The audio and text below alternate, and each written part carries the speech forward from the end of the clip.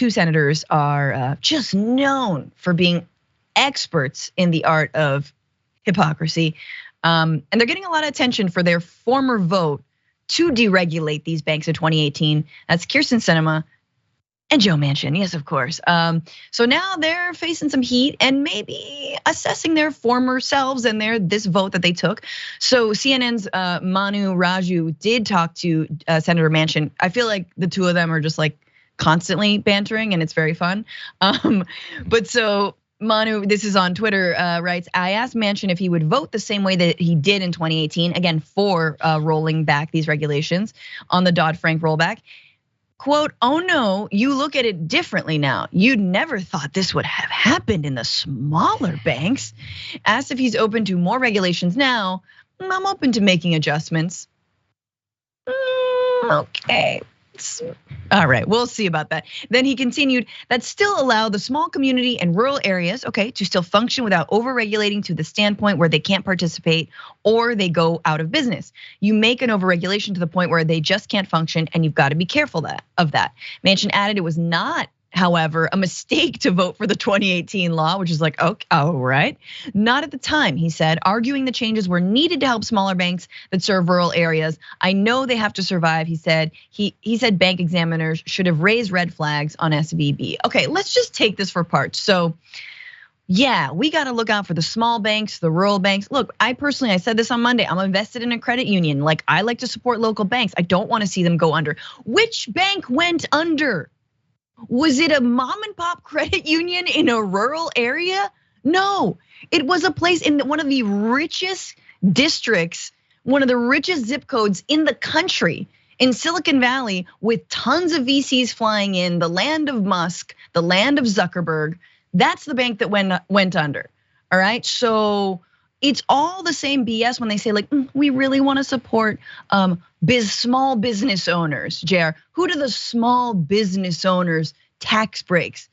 Who does that actually help? Massive corporation. 100%, and this is the thing.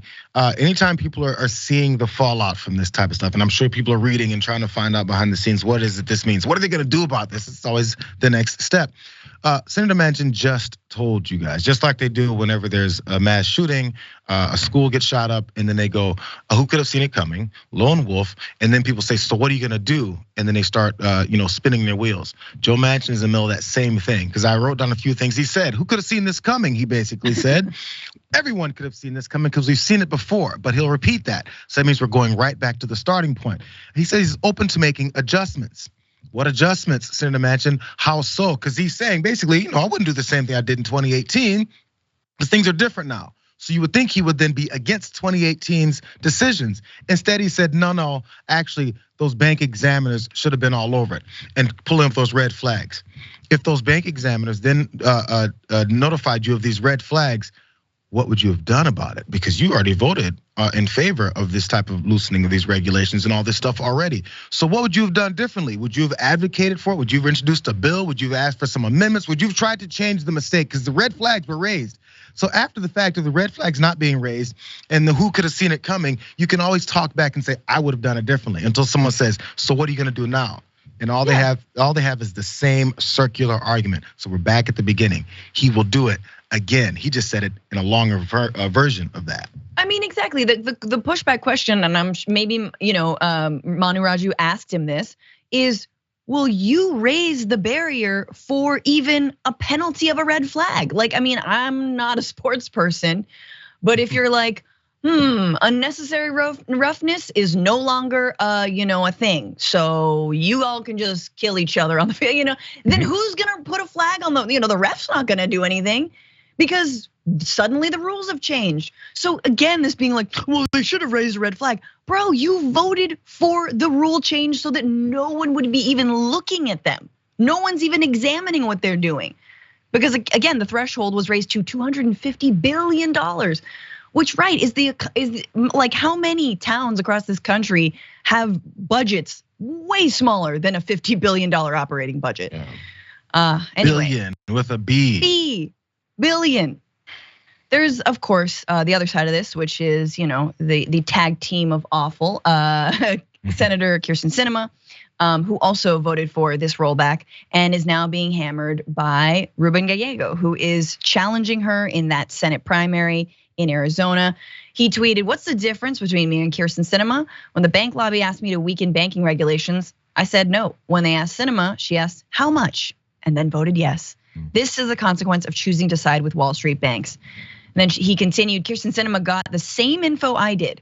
In my mind, this is the most salient example of how we are different. I voted for Arizonans, Sinema voted for Wall Street bankers." I think that is, put that on a billboard, make ads about that, say that 1,000,000 times over, right? Because we know that, left, right, it doesn't matter. In Arizona being sort of a swing state, talk about the haves and the have-nots. Talk about the people who did favors for big banks and big money and people who sold you down the river, right?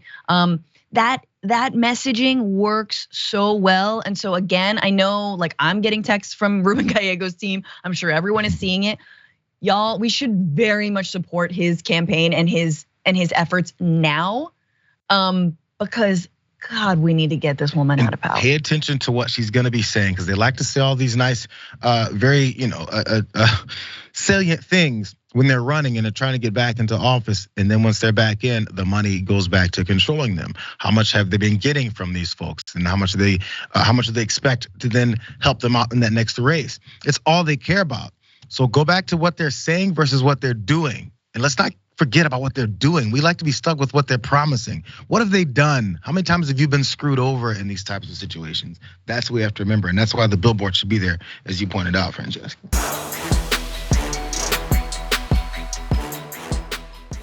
Check out the Damage Report podcast each day, wherever you get your podcasts, whether Pocket Casts or Stitcher or iTunes.